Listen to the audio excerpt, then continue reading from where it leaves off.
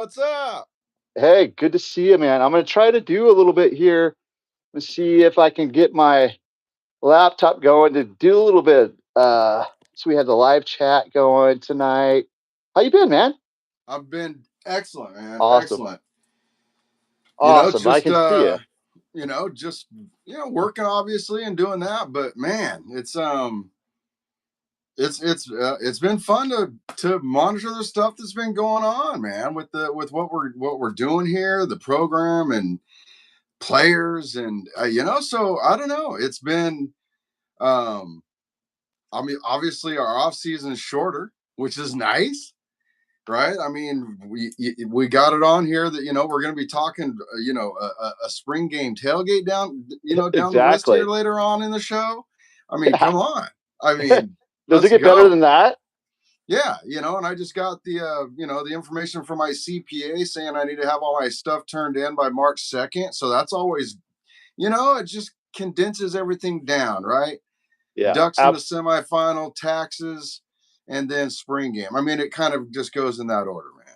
Exactly. Exactly. And it's man, what a start to the year. It's been one of those almost like a whirlwind. I mean, we're looking at January 16th, right? And Yeah. we're just we're here, we're having the show Friday night, 6:30. For those that don't know, I'm Chef Marc, that's T-Rod, and we're the Oregon Football Tailgate Talk. We host this podcast every Friday night uh, before our home games, and it's a blast. We've had a blast this season. This is episode 12. Can you believe that? 12 Crazy. episodes That's in, crazy. and we're still learning. We're still learning a little bit. The technology is like one of those things. This is our third remote, and I'll have to say I have my laptop over here. There's probably a like 15-20 second delay. It's a bit annoying, so I probably won't do that again. But hey, you know, you got to try it out. That's Listen, part of it's it. it's it's development. Right? Exactly. We're learning Exactly. and growing development Yep. You got to go to the lab every now and then, as every we now and say, then. right? Yes, Uh, sir. and we started this off as an idea, as a lot of our followers know. It was the idea that we would just meet up, talk about what we would talk about on any given weekend before a Ducks home.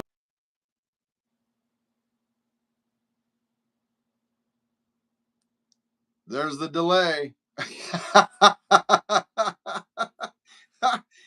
Pause at a perfect time, though, man. I'm gonna have to give you that. I need to take a screenshot of that right there. Oh,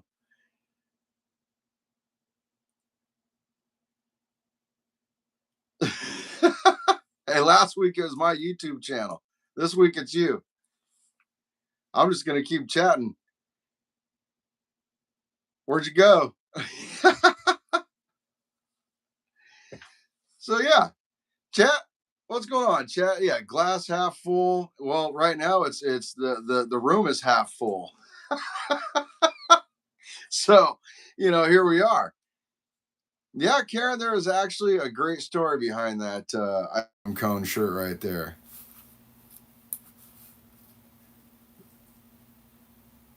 Is it just me here? Huh?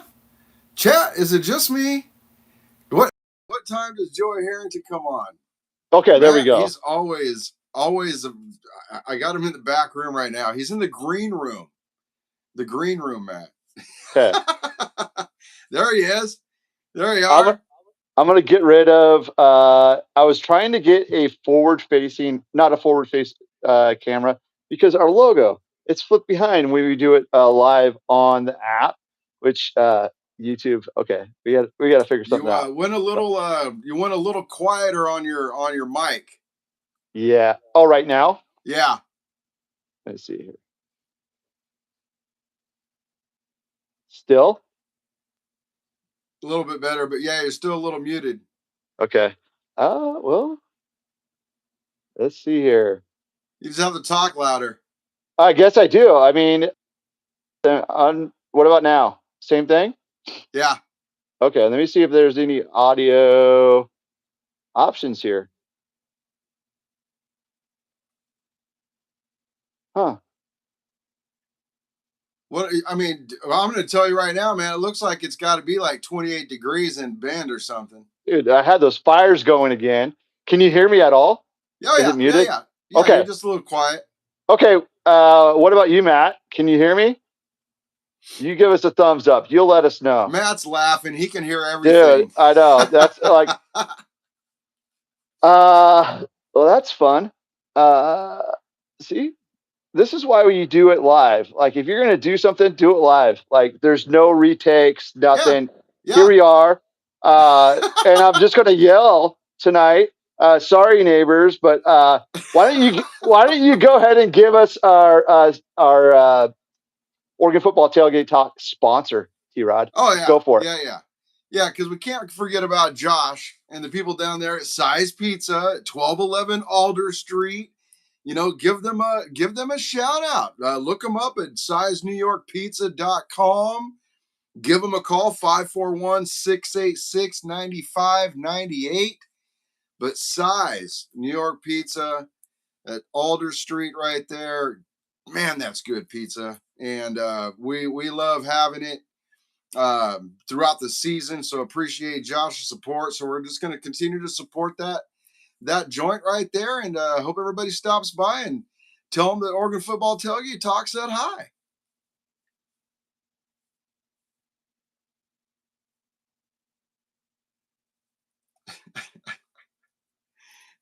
And we got the pause.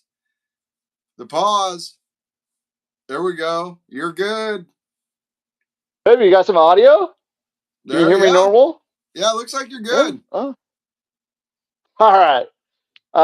6 minutes into the podcast. This is good podcasting. This is what it sounds like. You're good. Thanks, Matt. I appreciate you. And once again, like T-Rod said, shout out to Josh down there at New York, Side New York Pizza there in Eugene. What a great spot. What a great sponsor for us and for those in Eugene, man. Like, to help support a podcast for two just random fans. So I mean, just out of nowhere too, man. So yeah. All right. Well, let's jump into it. Somebody asked me earlier today if we were actually going to do this, and I said yes. We got to stand on business, and part of that is that's right. Rooted in substance, baby. Yeah. Rooted in substance. Yeah. So part of that is to accept the fact that Oregon lost the semifinal game to Indiana, 56-22 this past Friday. About this time last week, where we're kind of both like, is this really happening? Actually, it was beyond that. At this point, it was just it became all right. Let's get home healthy and let's move on. It was a great season, and so yeah, this segment is take two on the game versus the college football semifinal game versus Indiana, in which Oregon lost to Indiana 56-22. We're going to pick one offensive player. Stop saying that. I know. Last time we agreed to. Hey, but at least it was 10 days later than last season. True right? That. We got 10 extra days of pure football bliss. Come on. Yeah. You know? Yeah. Next season, we'll get to that, but come on. Absolutely. So this segment is a take two. We pick one player on offense and one player on defense that we really like, kind of just like said, yeah, they showed up and they played in this game, whether win, lose, or draw. They showed up and they were our player of the game. So T-Rod, why don't you go first? One player on offense, and then I'll pick a player on offense, and then I'll pick a player on defense, and you can finish it up with player on defense. How's that? Well, I mean, I wrote down two because I was struggling. Okay. I was struggling because one of them, well, he's not a Duck anymore. The other one decided that he's going to stick around for another year. Okay. So for me, it's who did Marc pick, and then who am I going to make him go with plan B on? So you know what? But I'm gonna go with the one who's not here because he does deserve his shout out, and that's Jay Harris. Right? I mean, there Absolutely. was so much going into that game. And then obviously with Noah and what happened there, and it didn't surprise me about Dier not getting as many reps because I thought that Dier was dinged up after the Texas Tech game. He was a little gimpy during times through that. How much was he going to be able to heal up? And so it's one of those things that Jay Harris was the guy. Mm-hmm. And kudos to him for sticking around to help us out. I mean, what an audition tape for him. Yeah. To sit around and be able to send that out and people see that on camera that he's able to catch the ball out of the backfield, run the ball pretty effectively, to be honest with you. I thought he had an impact on the game, very positive one. So Jay Harris is my guy for the game, and I wish him luck wherever he goes, because I think he's going to be an asset to somebody wherever he's at. Yeah, absolutely. In fact, when I wrote this down, I'm glad you went first because I did the same. I picked the same player. We are very limited in the running back room. You mentioned Dier. Looked like he was potentially dinged up in the Texas Tech game. I thought, obviously Noah tried to give it a go. He had one touch, I think one play, that was it. Yeah. And so he was obviously hurt. And then you had a plethora of transfers, like whether it was Jaden Lamar or other guys that kind of just that it was limited. Just brutal. Brutal. Yeah, for a room that was really kind of deep going into like throughout the season, for all that to happen at once, it really did, not to make excuses or anything, but it did limit the ability for Oregon to do the things that they really want to do on offense. But Jay Harris did, like you said, Jay Harris did show up. He ran well. He caught the ball well. And not only that, I just thought it was neat to see. He had entered the portal, still played. He did commit to Kansas State this week. So I think that's a great fit for him. He's back. Yeah. And I think he deserves 2 shout outs for that. Yeah, you know what I mean? It's not something that just anybody would have done. Yeah. Yeah. Right. And so and selfless. Yeah. Can you imagine the game had he not played? I don't really want to imagine that, but I mean, I know exactly what you mean, and the fact is like we played with the players that we had, played with the guys that we had. I'll audible. I just wanted to highlight that. I thought that was like it was Gotcha. just a great example of sportsmanship, and not only that, but also being a great teammate. My audible on offense, since we did both pick Jay Harris, was a Jamari Johnson. And what a dude, like 2 touchdowns. He had multiple receptions. Obviously, the 2 touchdowns, I think he had, I want to say 5 or 6. He did have a drop early in the game, but really just like that guy that is our tight end 1 going into 2027. And he had or 2026. He had a great game, and I thought he performed well. So it's like one of those things where you got to pick. You kind of got to dig a little bit deeper. We had to go a little bit deeper in the lab to pick a guy. This week it wasn't the big name guys, but Jamari Johnson. Hey, let's go. Yeah. Yep. And was that your second guy? He was the other one, dude. Like, yeah, for me. So yeah, I mean, and I agree wholeheartedly with everything you just said, and for all the reasons to be excited about him coming back. Yeah, and so it. So since we're on the offensive side of the ball for a moment, I want to pose this question. Right. So now that we've had a chance to kind of live through it, which is all things portal related during the wrong time of the season, coaches getting fired and hired, and having to make tough decisions. And so on the offensive side of the ball, my question is this, and it'll be the same question on the defensive side of the ball, and you'll understand here. And when I ask it is, now that you look back on it, you knew what was already going to happen, right? Mm-hmm. Stein was going to leave, go do his thing at Kentucky, which I wish him all the best at Kentucky. But if you had it to do over again as a coach, do you just let those guys go? And if the decision's already been made, and I don't know, we don't know if it had been truly yet made that Samp and Maringer were going to be elevated to this spots. But even so, I felt like the capabilities on this staff go deeper than just the DC and the OC. And do you just let them go to handle their business? Because kudos to them, they got those jobs, and just kind of go with it. And I appreciate them wanting to stick around. Right.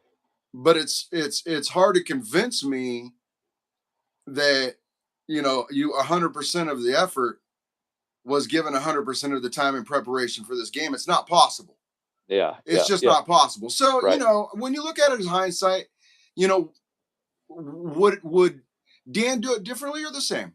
It's just a topic of conversation. I think, just knowing Dan, just like from afar, I've met him a few times, but I don't know him. Like, I haven't sat down and had dinner with him or sat down and like had a long conversation, but like, he's very like, he would take that as a opportunity for him to learn and grow from it rather than an opportunity to be like, dude, oh shucks, darn me. Right. Like, right. He's not going to do that. He's going to look at it and be like, okay, if I'm faced with the same scenario where I'm losing an offensive coordinator and a defensive coordinator during the time in which we're entering the, CFP or playing in the CFP, what's the move? Is the move cut your losses, go, or is the move like really hold them to it? Like, and what does the NCAA do? Like, is there a change now, or is there not? Like, I'm not going to sit here and make excuses or anything like that, but like, I think that you have to plan for it in the future because one of Dan's big goals is to get his guys their dream jobs, their jobs that they want to aspire to. And he did that with Will. He did that with Tosh. They're both Will going back to Kentucky, born and raised in Kentucky. Tosh is going back to his alma mater. And so it's like, it's one of those things. There's more to it. I think there's time for another pod to talk about the whole entire transfer portal, how that all worked out. It's still open. So it's still fluid. There's still players, I think they can still enter until 9:00 our time tonight, and it may take a couple days for their paperwork to get in, etc. They don't have to that's the window's open, right? And then once they're in, then the window closes. You can't enter, but then you can leave the portal at any time, right? So it's not like they have to commit somewhat. There's no window for them to commit other than they need to be eligible for school, right? So yeah, we'll see how it plays out with those guys. It'll be interesting. But, again, all the best of luck to them. Yeah. But onward and upward. Yeah. It's hard to have this discussion without having that discussion. So I'm glad you brought that up. On the defensive side of the ball, I'm once again a guy that unfortunately has played his last game as an Oregon Duck, and that's Bryce Betcher. And I could see it in the second half where he was like, you know what, I'm going to give my heart and soul to this and give my 120%, like just go after it. I haven't had a chance to watch his thank you video tonight that he posted on Twitter, but you can just tell that it meant so much to him. For someone that was born and raised in Eugene, went to South Eugene High School, went to the University of Oregon as a walk-on in baseball, came over to the football program as a walk-on, and to have that sort of career, not only on the baseball diamond, but also on the football field, legend. There's not too many Oregon Duck legends out there. I know that Matt's in the chat filling it up with them tonight, but and I appreciate you, Matt. but yeah, it's like one of those things where Bryce played left it all out there, and the result probably wasn't what he wanted. It wasn't what anybody wanted, and yeah, kudos to him. Great career, and yeah, I can't wait to see what he does in the future here. Yeah, and I had Plan A and B written down here, and he was one of them, and I have a little note here, not just his heart, but I agree with you 100%, and what you were saying about you could just tell that no matter what stage that game was at, he was just trying to fire on all cylinders, and it was all heart up until the very end. It was all heart from him all season long till the very end, and so I love that shout out. I just Yeah. Local kid again. He'd probably go down in the legend books of local guys, like in my opinion, like a Joey Harrington. Maybe obviously he didn't play quarterback, but one of the more successful local guys to come through here and really just blossom on this stage. And I shortchanged him on tackles last time. I think he ended up with 130 or 132, Wow. something like that, for the season. So he also got to replace him, Yeah. and that's not going to be easy to do, with not just from a tackle standpoint, but a leadership standpoint, a heart standpoint. But then, that leads to my turn, Yeah. and our guy, I'm just going to call him our guy, Jerry Jerry Mixon. Mixon. Yeah. You're right. Just learning from Bryce right there and playing next to Bryce and being that guy with him. And now he's coming back. And so, the expectations just grow. But I felt like Jerry throughout the season just continued to get better and better and better. And we kept calling his name the more and more we did from the beginning. I don't know, I'd have to go back and watch episode 1, but I think he was mentioned. It Yeah. was, and that was we were curious to see how the growth would go for him. Yeah. And we've seen that. And so now I'm curious on how his leadership is now going to be put on stage for everybody else to see going into next season, because he's going to be that guy, right? He has the Braden Platts, right? The Tristan Phillips coming in, some of these younger Gavin guys. I Nix. don't Yeah. know if D-Jack's back. I believe It sounds like so. he is. Yeah. So, I think he also is going to fit right in there again, and probably have better development than we saw. I think he just was behind the 8 ball with injuries. So I'm relying on Mixon to be that guy, and just continue to grow and have a great 2026, 2027 season. Yeah, no, and I mean, we'd have to go back through the our notes on the season, but yeah, he was brought up multiple times, and early on this season with his picks and the way he played all year long, it just yeah, it was fun to watch, and I want more. I'm ready for more, and I'm ready to see a little bit of more. Yeah, yeah. So moving into the next topic here, like I said, I want more. And hey, big news on Wednesday. Big news on Wednesday. What happened? I mean, yeah, and there was so much great news leading up to that news, Right. right? I mean, but we also saw that ripple effect, that trickle down theory, after the big boys made their announcements up front. Yeah. And and I don't ever blame the kids for leaving and looking for bigger and better pastures if they think they can find that. I wish them all the best of luck, every single one of them, and what they're doing and where they go. I believe some of them will find their way to another coach's team. That maybe was here. There's some familiarity there, but it's interesting again with the portal and what we're seeing that do to, obviously, depth. But for kids to not see the value of being in that too deep and remaining steadfast at where they're at and looking for that next step. Yeah. And so, again, kudos. And you and I talked about this so many times that Dante made a very, very mature decision and willing to sit for a year and wait his turn. So as the news came across, I didn't find myself necessarily surprised. Did you? Not really surprised, like just like you said, like the fact that he was I mentioned the word selfless earlier in the show, and it's like it's really like a selfless move, like where he sat out a year, sat behind Dylan Gabriel, developed, kind of looked at his game, looked at the way that he needed to develop.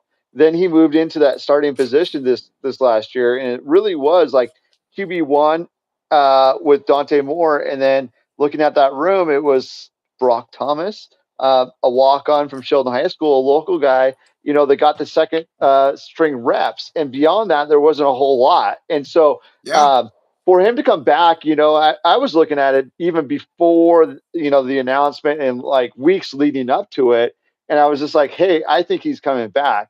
I looked at the number of starts that he had in college. And then I was looking at like, hey, like these NFL guys really want guys that have reps, right? Because Right. as you get more and more reps, and we're talking starting a game rep, you can practice all day long, but until you see the live reps, it's the game is really fast. It's really like it moves, and in that position as a quarterback, the game has to slow down for you. And the only way for it to slow down for you is to see those repetitions, to read those defenses, be able to check off things. And he gets through his progressions, but sometimes you're kind of like, he should have released that ball. Or sometimes, there's those moments in which you're like, okay, there's still development there.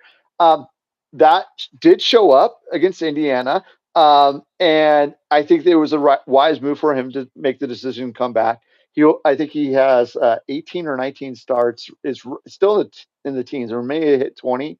But another year, he's going to get over that 30 threshold. And a friend of the show, Brian, was texting me and he was saying, yeah, he's like breaking it down as far as NFL starting quarterbacks in the league. And like 21 of 32 have had 30 plus college starts. And then there was some outliers and whatnot. And nonetheless, like not to get too deep in the weeds, I'm just a fan. I like to look into that kind of stuff. I like to think about that stuff. But ultimately, I think it's the right choice. But not only that, like that room just got elevated. Sure, we just lost a QB. We lost two, but we gained one with a month's amount of experience in Dylan Raiola from Nebraska transferring into Oregon. He actually has more starts than Dante. So yeah, and actually, I mean, honestly, if we look at it, it was three, right? You had Novosad go first, then right, and then Moga, and then Beaver. right, exactly. Right. And so again,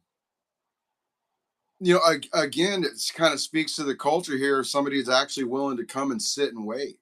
And yeah, he has 18, 19, 20 games under his belt, but he also has a year off between that.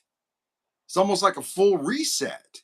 Right. Right. So and again, we talked about this in conversation about everything feels fixable. Everything feels just about growth and like you're saying, repetition. So listen, I'm an OG, right? And I've been around this program since the late 1970s. Right. And I've been to both national championship games. To be honest, I have never felt like the anticipation that really do you even consider trying to plan something because the potential is so there to do it. Right? For the first time as a fan, I can go, yeah, there's the opportunity. We're going to break down, a few things here in a bit, but the anticipation of what this season could be, it's probably the most I've felt since I've been a fan, since my ass Yeah. has been sitting in that stadium and just waiting for things to happen. Being Right. reactionary as a Duck fan is how you survive, right? It's very, very hard to be proactive as a Duck fan and try to anticipate things because, well, you buy national championship tickets in Miami and book a flight, and then you're just, you know what I'm saying? It's Yeah. like that, and so, away we go, man, and Away we go. yeah, I'm excited. Well, and I think that like a week after the game last Friday night, I'm really excited. I mean, it took me everything to be like, hey, let's do a show earlier in the week, and then I was like, let's just stick with a Friday at 6:30. Makes it simple, makes it easy for our fans. They know when to find us, and whatnot. And man, I am excited for the 2026 Oregon Ducks, and yeah, yeah, yeah, yeah, me it's one of too. those things. And I'm actually even more excited because, as a friend of the podcast and the tailgate, Matt, we always accept gifts. I love getting gifts, Matt. So, some green and yellow Riola Oakleys, hey, if they just happen to be there the first tailgate, and I can take those off your hands, just let me know. Let me know, my man. Let's Yeah, go. Matt, I could see him in those green and yellow Riola Oakleys as well. So the pressure is on. That's a kind gesture there, Matt. And let's move on to the next segment. Before we move on from the 2025 Oregon Duck football season, this segment is going to be called Take Two on the Oregon 2025 football season. So we're going to pick one home game highlight, one away game highlight, and then we're going to throw in an audible. We're going to pick a third thing highlight from the tailgate. So rather than going back and forth, let's just run through each one of them. Actually, let's go back and forth. Let's go home, home, away, away, and then I'll do tailgate, tailgate. How about that? Back and Sounds good forth. to me, Okay. man. So my home highlight, and this is the one that like it may get a little bit buried or a little bit lost in the sauce, but I think it like personifies what's to come within the wide receiver room and his ability to make these catches that are a little bit impressive. Yeah. Not only a little bit impressive, but really impressive.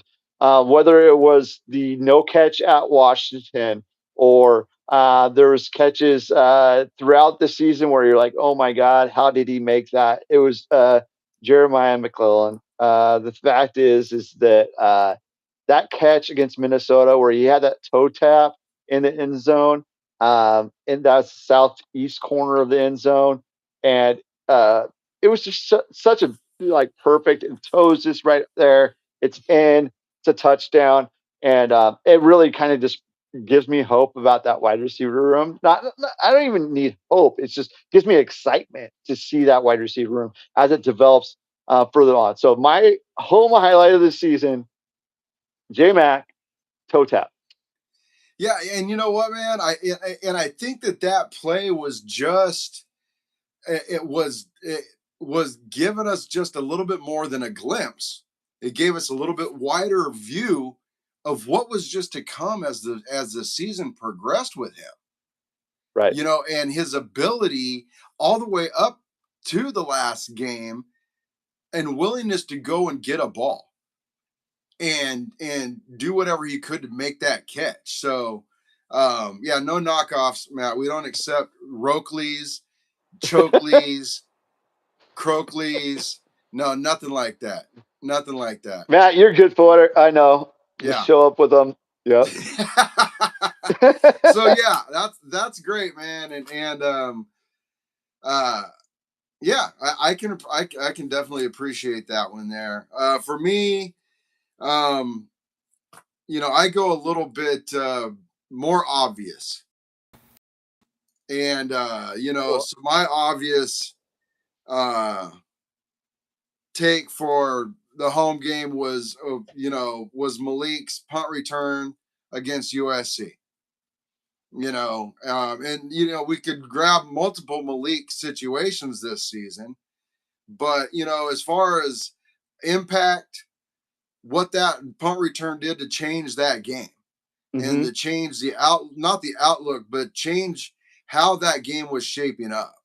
Oh yeah. If he doesn't return that punt that way, I think the game remains closer than what it was.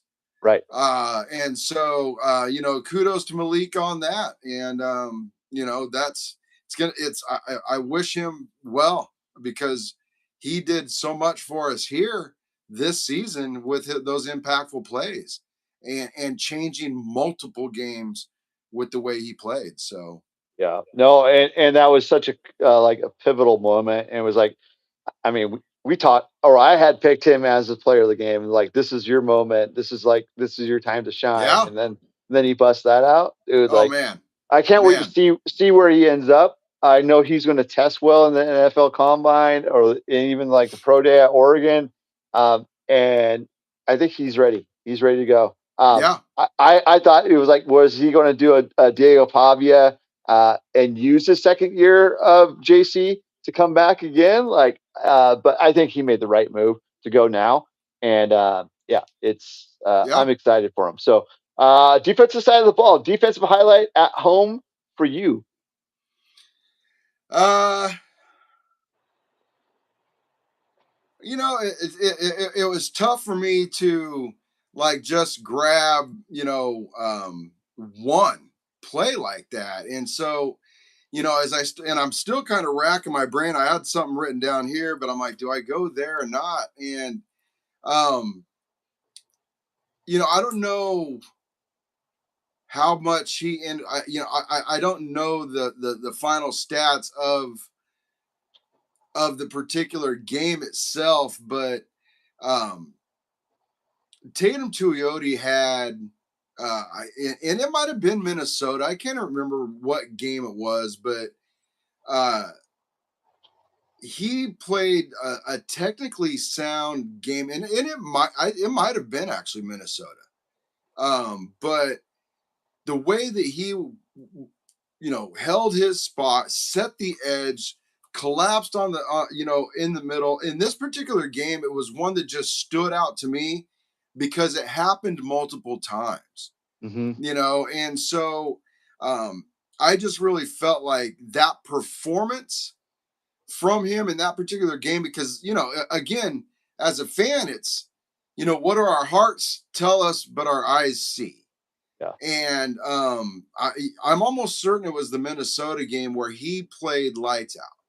Yeah. And so, for me, Tatum, and it was, again, just even Oklahoma State, he had a good game. Yeah. But those early games, he started to kind of take advantage of the opportunities given to him because people were concentrating so hard on Mateo on the other side. And I think that progression continued throughout the season because you still had to account for Mateo. And if you didn't, you saw things that happened.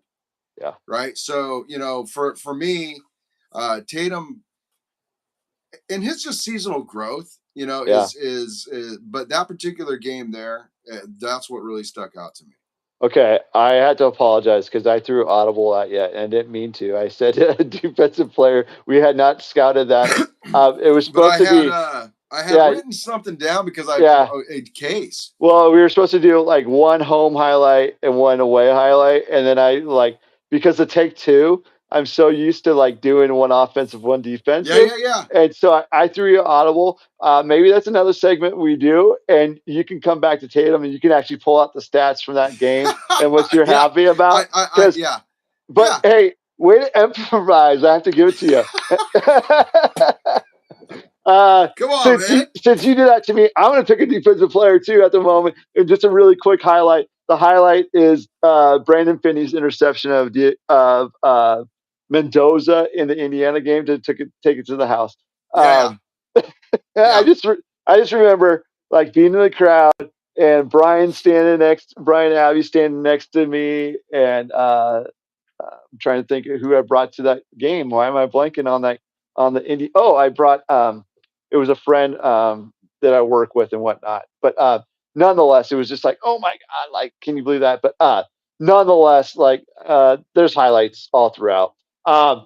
Defensive side of the ball, I'll pick up here. So, not defensive side of the ball, but road highlight of the season is I can't miss this one. UW, Malik Benson, touchdown to the house. Yeah. Takes the W. Yeah. Yeah. I still got to send off your T-shirt, but yeah, definitely a moment that we shared together on the road up in Seattle at Autzen North, and it was just like the Oregon crowd was just going nuts. It was fun. It was a blast, and for him to like drop the W and busted over his knee, what a Dude, that's going to go down iconic moment in Oregon history. Lore. Yeah, as probably the best dubs down ever in the history of this rivalry. Best dubs down ever. Yeah. I mean, come on, man. Yeah. Come on. I mean, let's go. I love that that there. Mine, it was more of a neutral site game because it just happened, but and there was multiple times throughout the season it happened because we got a glimpse of it. But I'm going to go to Dier's last run against Indiana in the Peach Bowl. What was it? Clicked off 72 yards. I believe it was a shovel. Yep. A pitch. I don't think it was a screen pass. It was a pitch, I believe it was. But for me, the reason I chose that as my highlight was because we got glimpses early on in the season. And he was dinged up, but you can't convince me that he wasn't for that Peach Bowl coming off of that Orange Bowl game. But it was just kind of solidified the electricity that this kid can bring to the field at any point in time that he touches the ball. Mm-hmm. And I believe it was his injuries, whatever it was, that kept him from getting more touches in that last game. If it wasn't, then, I don't ever shame anybody, but, shame whoever for not getting him more touches. We talked about it. What he was averaging 8.1 yards per touch this season, and he got a few, and he did that with one of them. So I picked that specifically because it was kind of an exclamation point for me and Dier, because we had started calling on him early. Yeah. Just like we did some other players. And for him to do that, kind of solidify again our thoughts on who we thought he was as a running back from the beginning of the season to the end. And so for me, that play was just a glimpse of what next year holds for this kid and for Davison. But for Dier, I just thought that was a perfect ending to that season for him. Yeah. And like, I think the key thing, and you'll hear a lot of coaches say this, is finish, right? And like, to finish in that manner was, like you said, it was the explanation point that he put on the year. And now he moves into the off season and starts putting on some size. He came in the spring, hasn't really experienced the off season program at Oregon. But like, it'll be interesting to see how his body changes and how he grows into that role.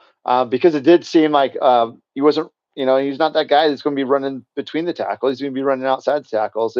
And a lot of times he's not, that they're going to be running it and not passing it because of his pass, picking up the pass protection and the blocking there. So we always see these young kids and the growth of a full off season with Coach Love and that strength and conditioning staff.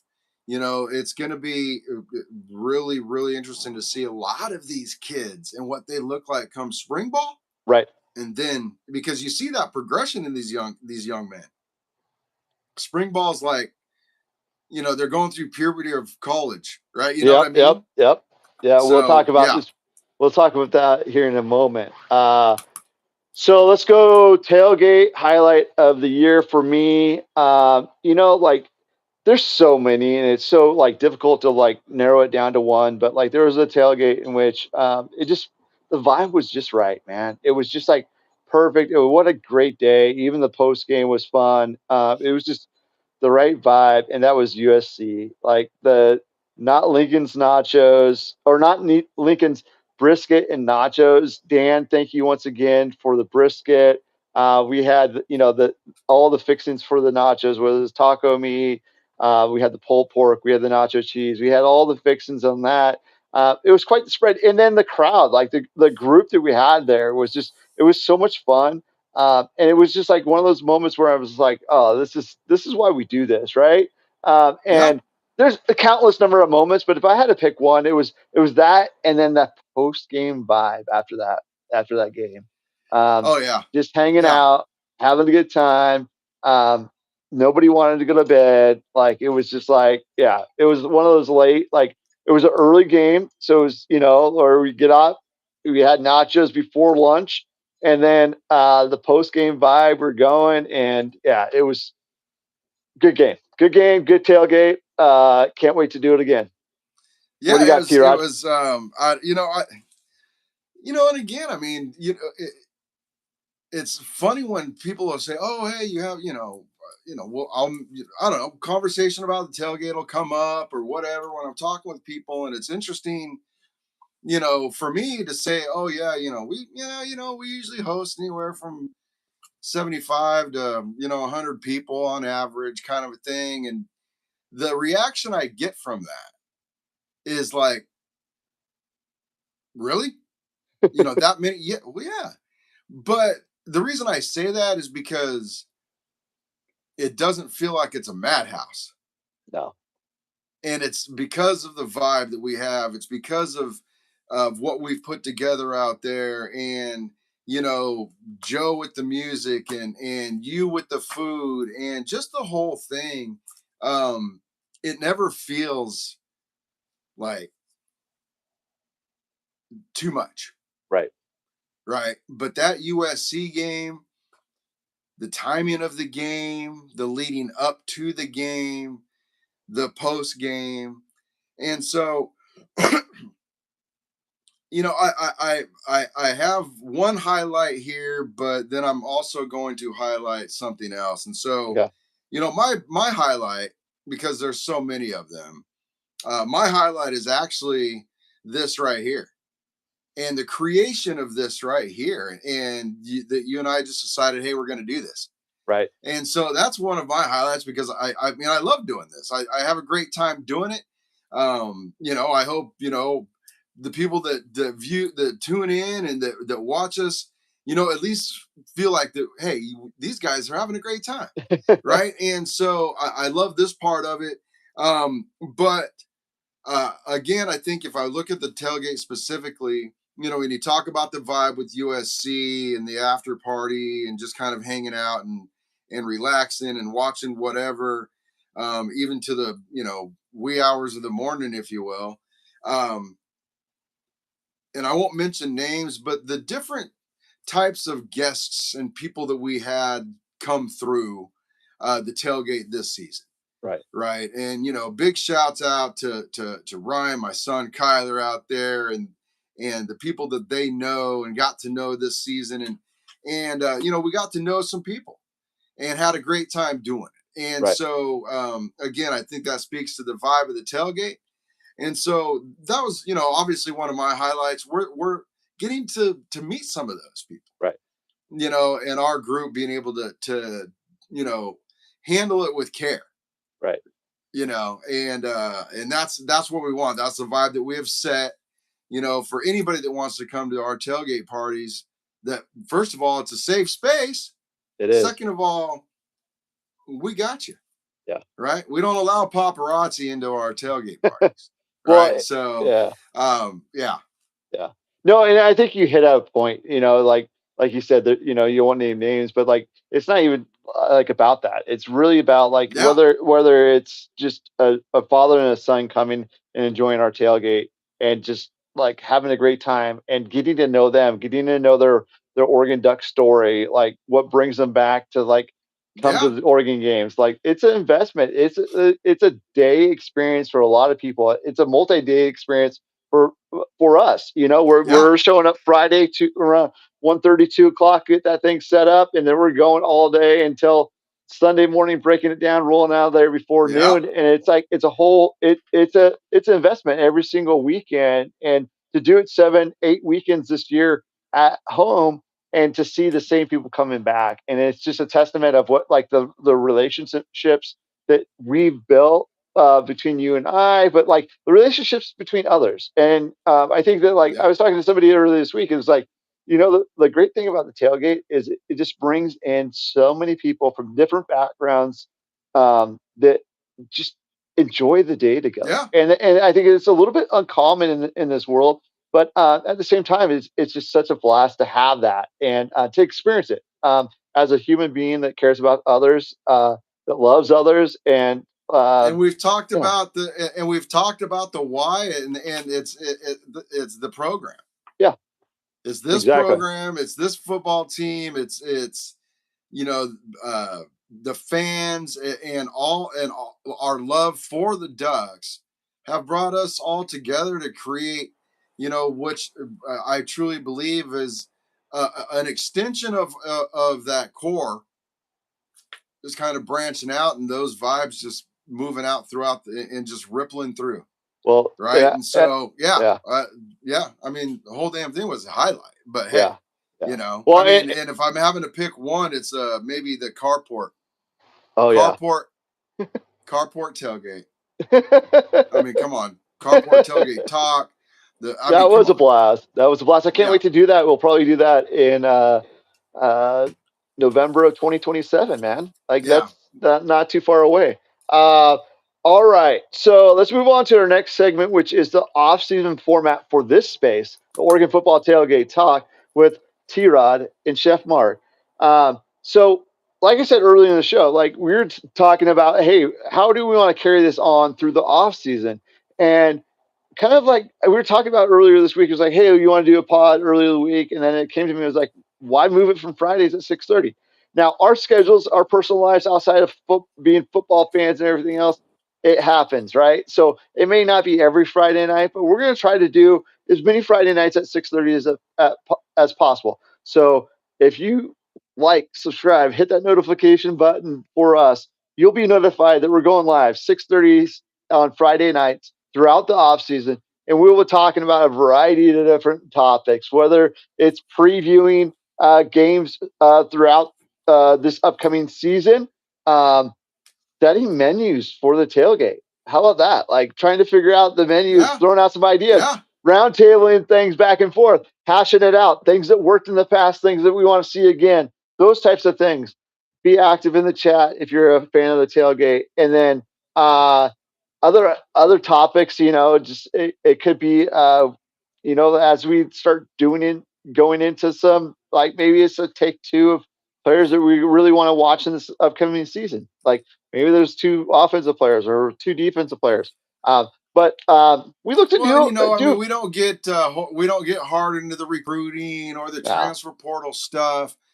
But again, what do our eyes telling us about what we're seeing? Right. So, I think those are great topics. We can expand more on Dante's choice to come back, but you got to protect the kid if he's back. Right. I mean, I think I shot you that text, right? Yeah. So, well, and Spencer here, like shout out to you. Thanks for jumping in here. You guys got a dude in Riola, Nebraska fan here. Dylan is a student of the game and his lead arm. Dante is a starter, but Dylan is 1B. Don't be surprised. Spencer, hey, you know who's playing at Oregon next year? Nebraska. Come find us. Oh, come on. Yeah, Spencer, be a fan. Show up. If you can make it to Eugene, Oregon, we'll hook you up with a tailgate. Food's on us. Just show up, have a good time, bring some friends, and we'd love to have you. So shout out. Thanks for posting that. We'd love to have, I mean, we're excited about Raiola.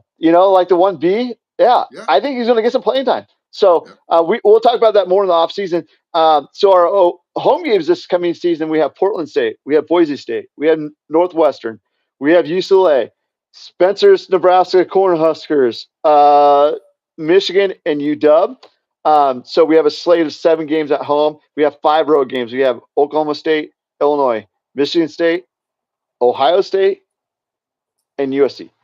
So that's the slate of games. We don't know when those are happening. We do know that Portland State's going to happen first, and followed by, I think it's Oklahoma State on the road, and then back to Boise State. I believe that's how it goes. But Big Ten has not released the schedule as of yet. So I would suspect that we were going to know the schedule here probably in the next 2 to 3 weeks at the latest, and then we can start like thinking about what we're going to do. Because as the weather changes and whatnot, we'll roll with it. One thing I learned this year as being Chef Marc, you can't count on every game to be at 4:30 in the afternoon. No. You're going to have the breakfast. No. CBS is the home of the Oregon Ducks. Thank you very much. So there will be some things that I bring back. There will be some new things. I try to tie in. So Spencer, maybe you can help if you're still there.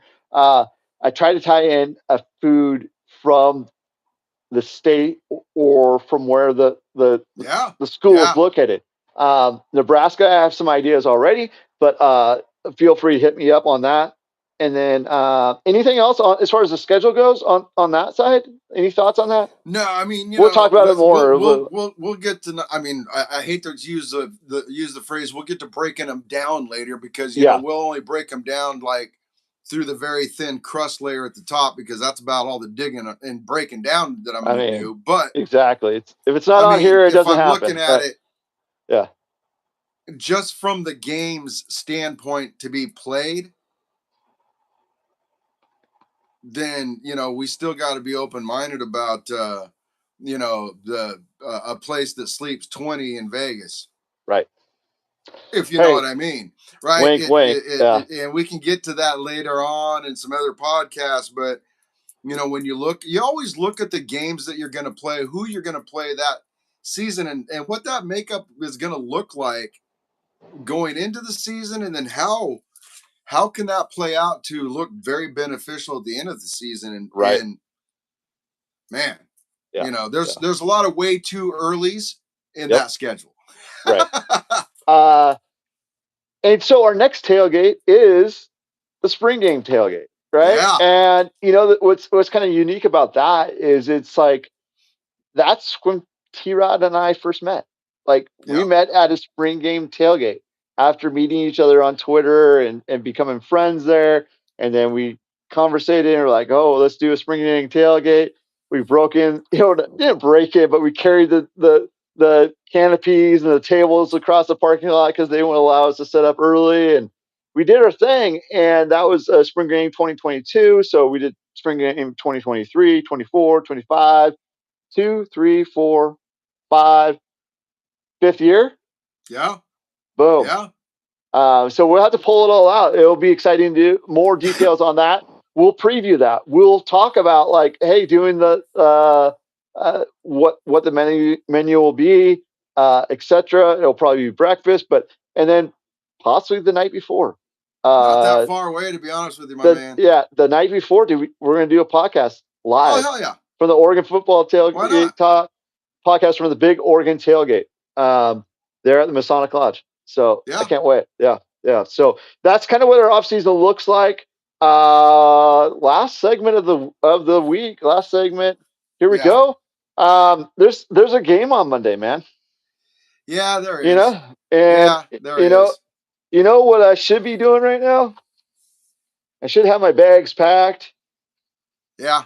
Being all amped up, ready to fly all day from Redmond, Oregon, all the way to Miami, Florida. Watch that game.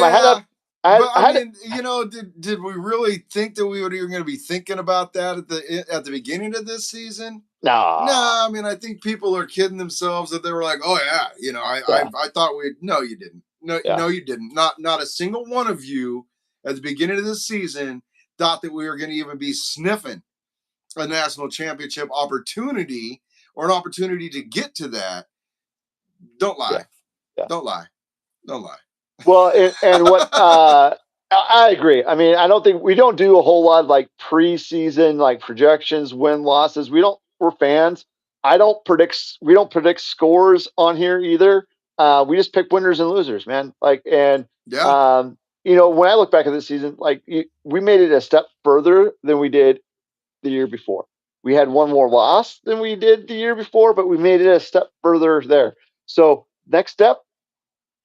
Well, and I mean, if you're talking about winners and losers, man, I think I we don't got even know where my bracket went. I we mean, got I might have cut slayed, it dude. up into I think, I might have yeah. cut it up into pieces.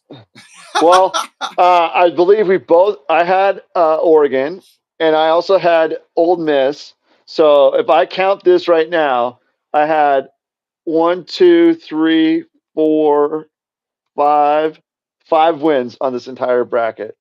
Yeah, I wasn't good at this. I had the same because we had the same going in. Yeah, yeah. So, So yeah, yeah. So let's talk about this game on Monday night. There in Miami Gardens, Florida, at the Hard Rock Stadium. It's number 10 Miami versus number 1 Indiana. Indiana 15-0, and I think Mario Cristobal and the University of Miami are 13-2. Going, if I have that correct. Yeah, they have to be. They were 10-2 coming out. They didn't go to the conference championship game. They've won 3 straight going into this national title game. Miami's playing at home as the away team. Anything you want? Like, are you going to watch? First off, yeah, yeah. yeah, There's enough intrigue, in the game itself, right? And just for the same reason I watched last year, I just want, I always like to, see how the teams that beat us perform in their next game, yeah, and with Indiana, yeah, it's a story. I don't really care about, this could be a movie. I don't care about that. What I care about is upholding the Big Ten, right? right, Um, and I hate to say this because I don't hate the guy, but I don't want I don't want Cristobal to get one before Lanning gets one. Then what's that mean? No, yeah, no. yeah, But I don't dislike this Miami team in any way, shape, or form. I actually, being able to tune in towards the end of this season because again, I'll say it, Miami fan, you didn't deserve to be there. You didn't earn the spot, but you're taking advantage of it. And kudos to you for taking advantage of it and playing well enough to get yourself to this spot and being in a position that I believe you have an opportunity to win this game because I believe you're good enough. And I think that I think that there's still players on that Miami team that get overlooked. I mean, one of my favorite guys to watch on that team, even though I really don't have any favorites with them, period. But I think because he goes unsung, except for by Miami fan, and they're obviously going to let you know right, everything. But I think Fletcher's a great running back, yeah, and he's yeah, fun to watch because he runs hard, he runs with intention, and uh, and I was talking about this on one of the spaces the other day. Was the common denominator here with these two teams is the quarterbacks and the experience of all of these two quarterbacks when you compare them to the experience of our quarterback. right. But it never fails that you always find these quarterbacks with The tenure, experience, with games under their belt, making it to that. So I think there's a lot of great potential matchups in this game that are going to be very interesting to watch. So yeah, of course, that's why I'll tune in. yeah. No, I think you highlighted a player in which when I was thinking about this game, it's like if he has a game, it could make it interesting, and fun. Once again, we're Big Ten guys. Yeah, yeah, As initially that was a little bit difficult to say, but when Oregon moved to the Big Ten, we became Big Ten guys, and it would be good to see back-to-back Big Ten national titles. Back to back to back I back to mean, it's back. getting less weird to Yeah, hear the Big Ten thing when it's yeah, no, referring to yeah, us. It's getting less yeah. weird, It is but yeah, yeah, yeah. it still doesn't quite want to roll off the tongue. Right. And so I think that when I look at Miami, it does seem like if they can get the running game going, if they can get their passing game going, their passing game tends to be like just Tony, like get it to Tony and let him do his thing. So it'll be interesting to see what Indiana does there. Um, but I think just like from the schematic and from the way in which Indiana is playing, there isn't one wide receiver. There isn't two wide receivers. There's three wide receivers, if not four, and then they're running backs. And then it's just like their timing, their defense, they're all over the board. Um, there's been some discussion about Signetti and some a variety of things. We won't go into that as far as like how much do they practice, how do they film study, all this other stuff. But in the end, I do think that uh, I'm, I'm on the fence here, and let me just step back 1 second here to tell you why I'm on the fence. Indiana's playing in Miami. The 1972 Miami Dolphins were 16-0. Has any other team ever been 16-0 and won a title? No, I mean, I think the Patriots, a few a decade ago or something got close, Yeah. but I don't believe so. Yeah, and so those 72 Dolphins, every year they celebrate that. They celebrate the fact that like they're there's not an NFL team that's undefeated, and they get to say that hey, we're the last undefeated, uh, Super Bowl champion. Yeah.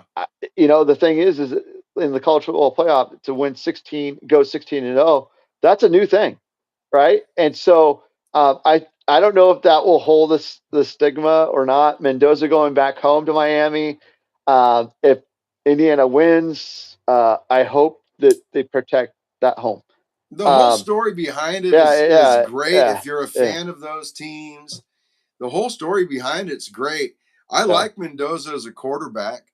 yeah, I think the guy plays well within himself. And again, his experience, his development over 5 years or whatever it is, or 6 years that he's played. I don't know. It's a Dylan Gabriel type of scenario as far as how much he's played. But um, I like the way that he is the poise that he plays with, and he doesn't seem to put himself in too many situations that are too dangerous for himself. And I think it has done well for them all season long, and he gets the hands in the guys at the right time. So many matchups and so many great things going on with this game. If you're a fan of college football, obviously I think it's going to be a good game to watch. But if you're a fan of one of these teams, and yeah, great, go have fun. yeah, yeah. So are you going? Do you have a pick on this game? Or you just want to Yeah, watch it as a fan? only just because that I won't ever pick them. Yeah, I'll go with Indiana to win this game. I don't think. I mean, I don't even know what the line is. I think it was like 6.5 or something like that last time I Yeah, looked, or 7. I don't even know, but yeah, um, I think it's going to be a good game. I think it's going to be. I don't think it's going to be an Alabama Oregon situation with this Miami team. But I think Indiana is probably around, you know, 5 to 7 points better, and that's kind of where I think it probably ends up. If Miami turns the ball over, Indiana's going to make them pay just like they made everybody else pay.